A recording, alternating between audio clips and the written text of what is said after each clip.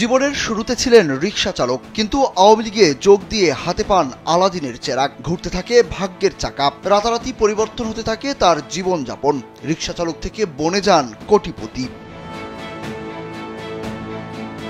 একসময় রিকশা চালক নুরুল করিমের বসত ঘর দেখে বোঝার উপায় নেই খেটে খেয়ে জীবন চলত তার। আওয়ামী লীগের যোগ দিয়ে ক্ষমতার দাপটে সরকারি জমিসহ সাধারণ মানুষের জমি দখল করে নির্মাণ করেছেন মার্কেট, ঘরবাড়ি। এমনকি তার থাবা থেকে বাদ যায়নি গণশৌচাগারও, সেটিও দখল করে ভাড়া দেন দোকান হিসেবে।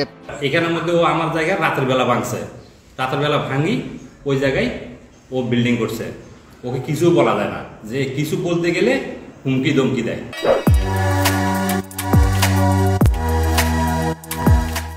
এখনো আওয়ামী লীগের এই দুঃশাসন দেখা গেছে এখনো শেষ হয় নাই। সে আমাদের বিভিন্নভাবে হয়রানি করতেছে। আমি ছাড়াও আরো অনেকের দেখা গেছে জায়গা সে দেখা গেছে জবরদখল করে দেখা গেছে ওখানে সে একটা মার্কেট তৈরি করছে। আওয়ামী লীগ নেতা নুরুল করিম ছিলেন আদম ব্যবসায়ীও। বিদেশে নিয়ে যাওয়ার রঙিন স্বপ্ন দেখিয়ে হাতিয়ে নিতেন টাকা, এরপর বিদেশ না নিয়ে দিনের পর দিন ঘুরাতেন। পরে টাকা ফেরত চাইলেই ক্ষমতার দাপট দেখিয়ে ফাঁসিয়ে দিতেন নুরুল। প্রতারণা ও ক্ষমতার দাপটে লুটপাট করে টাকার কুমির বনে গেছেন তিনি। অভিযুক্ত নুরুল করিম লক্ষ্মীপুরের কমলনগর উপজেলার চর লরেন্স ইউনিয়ন আওয়ামী লীগের সাবেক সভাপতি। জীবনের শুরুতে নুরুল করিম রিকশা চালক, মাঝে মাঝে গাছ কাটতেন এবং ট্রলি চালাতেন। এরপর যান সৌদি আরবে, সেখান থেকে ফিরে নেমে পড়েন আদম ব্যবসায়ী। গ্রামের সহজ সরল মানুষদের প্রলোভন দেখিয়ে হাতিয়ে নিতেন লাখ লাখ টাকা। তোমার 4 লাখ টাকা নিছি বুঝিনি, তোমার যে 4 লাখ টাকা নিছি আরো লাগে আকা কপালা কথা হোলার মারে ধরে শেষে দুঃখ হিতার বাইরে সব দুঃখী ওই হোলাগারে যে যদি আর আঁকা কপালা করে তো হোলায় বেহুশ মনে করে যে নিরাপত্তা উপায়ে কাপাইয়ে মনে করে আরেকখানে মনে করে দাইগেছি আর হোলাগার কিন্তু ক্যার হয়ে যেত মনে করে নেয় না, খোঁজ খবর মনে করে নেয় না, বা তাহানি কিন্তু অনাহার কিন্তু কত কষ্ট হাইতেছে।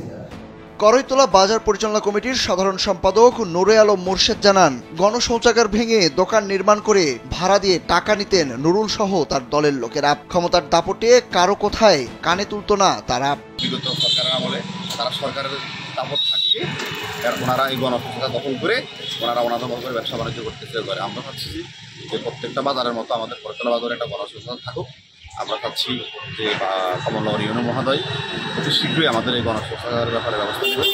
এদিকে অভিযুক্ত নুরুল করিমের কাছে জানতে চাওয়া হলে তিনি নিজেকে নির্দোষ বলে দাবি করেন। বলেন তিনি কাউকে কোনো হয়রানি করেননি, আইনিভাবে তিনি লড়াই করছেন। তার বিরুদ্ধে সব অভিযোগ মিথ্যা।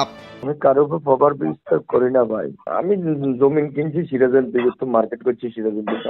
এর তো এখন আমলি এই বিএনপি বড় নেতা, এটা কি বিএনপির কোন পদ পদবি নেই, এটা সন্ত্রাসী করতেছে। আমার জায়গার সম্পদ সব দখল করছে।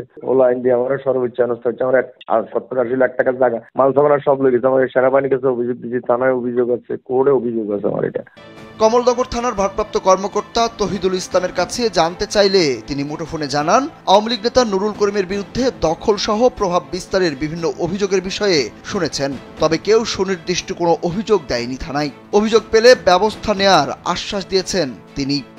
এখন দোকানের জায়গা পাইলে সমস্ত বিষয় তো ডকুমেন্টের বিষয়, ঠিক না? মানে যদি দোকানের জায়গা পাতালে হয়তো আদালতের রায় আছে কিনা বা কাগজ আছে কিনা, তাহলে সেটা দেখালে তো হয়। কিন্তু মৌখিক বের বলে তো লাভ নাই। কারণ আমি দোকান পাই বা আমি তার কাছে এসে আমার দোকান জোরপূর্বক দখল করছে, সেটা তো হবে না। ভুক্তভোগীরা বলছেন, ক্ষমতার দাপট দেখিয়ে নুরুল করিম রিকশা চালক থেকে এখন কোটিপতি। দখল আর মানুষ ঠকিয়ে এই সাম্রাজ্য গড়ে তুলেছেন তিনি। পতিত সরকারের দাপটে মানুষকে মানুষ মনে করেননি নুরুল। তার বিরুদ্ধে ব্যবস্থা নেওয়ার আহ্বান এলাকাবাসীর। সুরুজ আহমেদ, কালবেলা।